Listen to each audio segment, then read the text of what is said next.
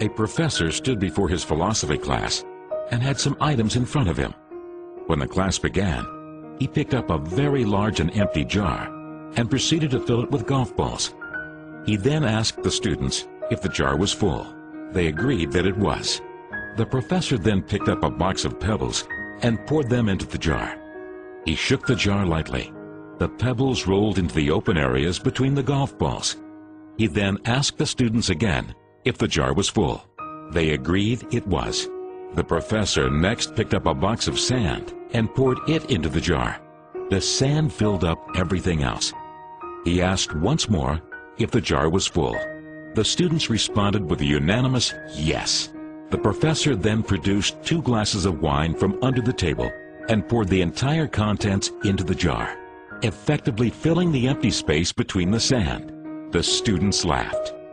"Now," said the professor, as the laughter subsided, "I want you to recognize that this jar represents your life.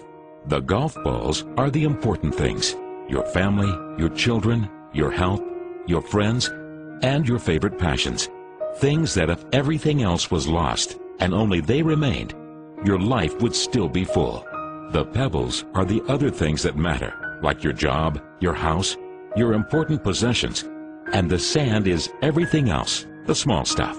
If you put the sand into the jar first," he continued, "there is no room for the pebbles or the golf balls.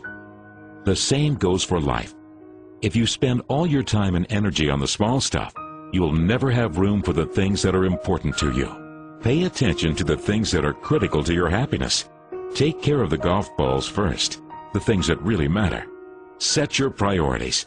The rest is just sand." One of the students raised her hand and inquired what the wine represented. The professor smiled. "I'm glad you asked. It just goes to show you that no matter how full your life may seem, there's always room for a couple of glasses of wine with a friend."